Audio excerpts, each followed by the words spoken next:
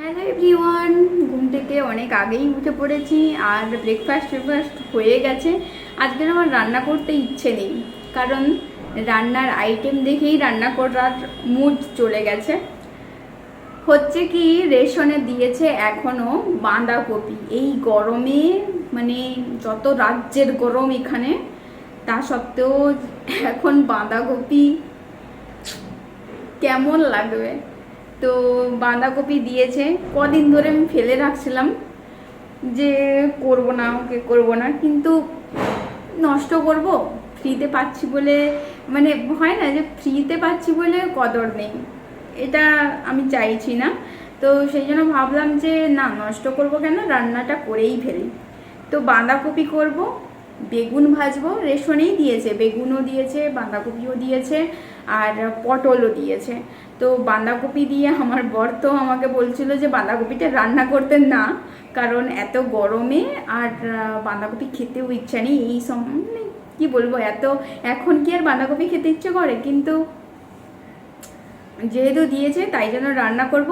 আর plus ও খাবে কি খাবে না তাই জন্য কিন্তু একটু পটল আলুর তরকারিও করব। তো আমি কিন্তু এখন কাটাকুটি কমপ্লিট করে দিয়ে একটু এমনি বসছি, একটু ভাবলাম যে আপনাদের সঙ্গে আজকে ভিডিওটা শেয়ার করব। তো তাই ভাবলাম যে বলি, একটু ভিডিওটা স্টার্ট করি। সকাল থেকে তো ভিডিও বানাইনি, কিন্তু এখন থেকে বানাচ্ছি।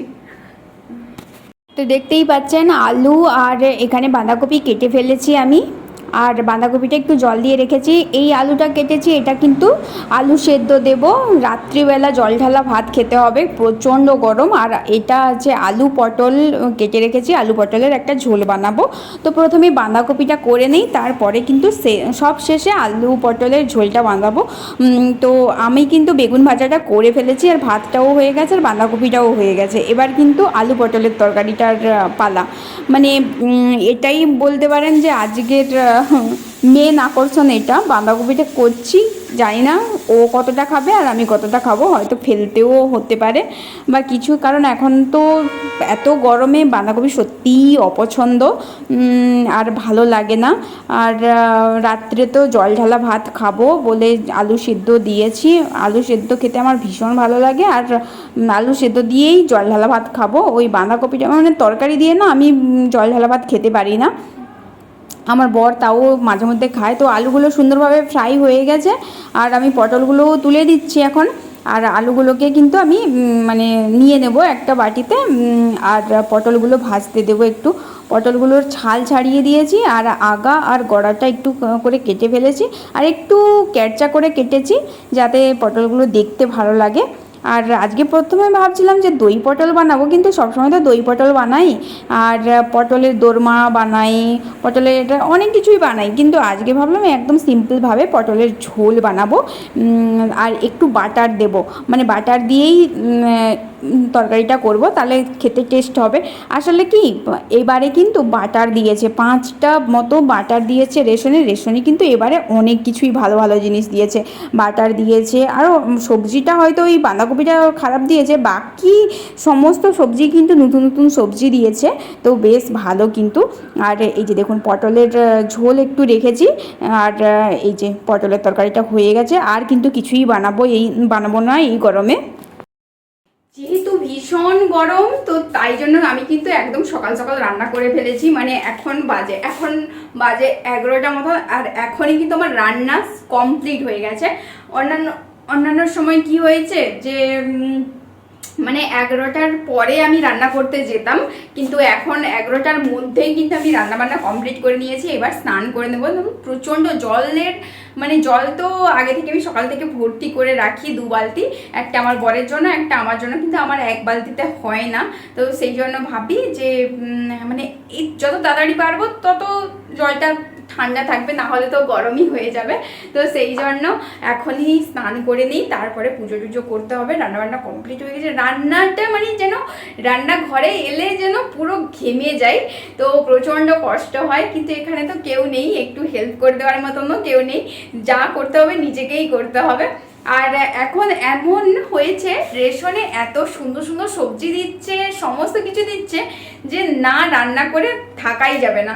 কারণ কি মানে নষ্ট হয়ে যাবে, তো প্রচণ্ড গরম পড়েছে। আর ফ্রিজে রাখলেও আমি জানি না কেন পচে যাচ্ছে জিনিসটা। তো সেই জন্য ভাবছি একটু বেশি বেশি করে রান্না করে ফেলি এখন এই জন্য। তো ঠিকই আছে, তো চলুন এখন স্নান করি, তারপরে আবার ঠাকুর পুজো করতে হবে।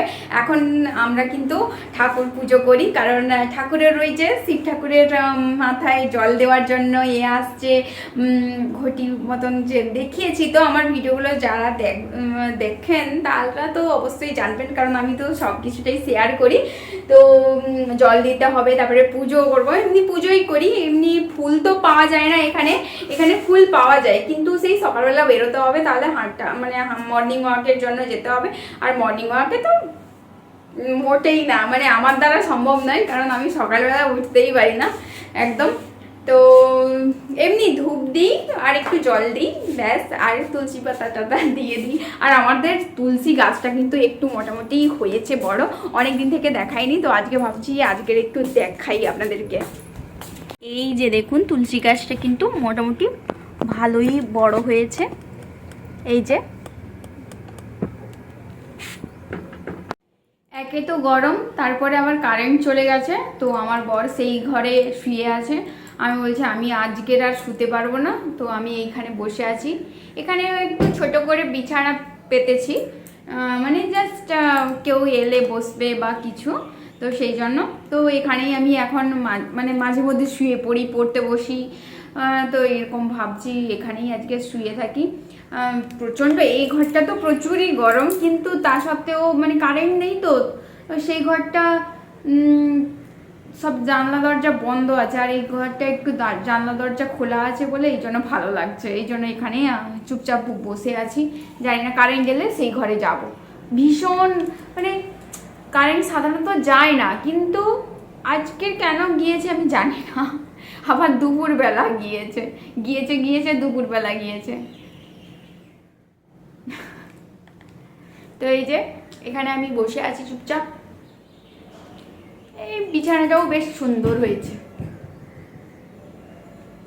রাত্রে খাওয়া দাওয়ার পরে হাঁটতে বেরিয়েছিলাম, তারপরে এই যে সন্ডাল ফুলের এটা আমাকে আমার বর আজকের পেড়ে দিয়েছে, তো সেটাই আবার মাথায় দিয়ে একটা ছবি তুলে দিয়েছে।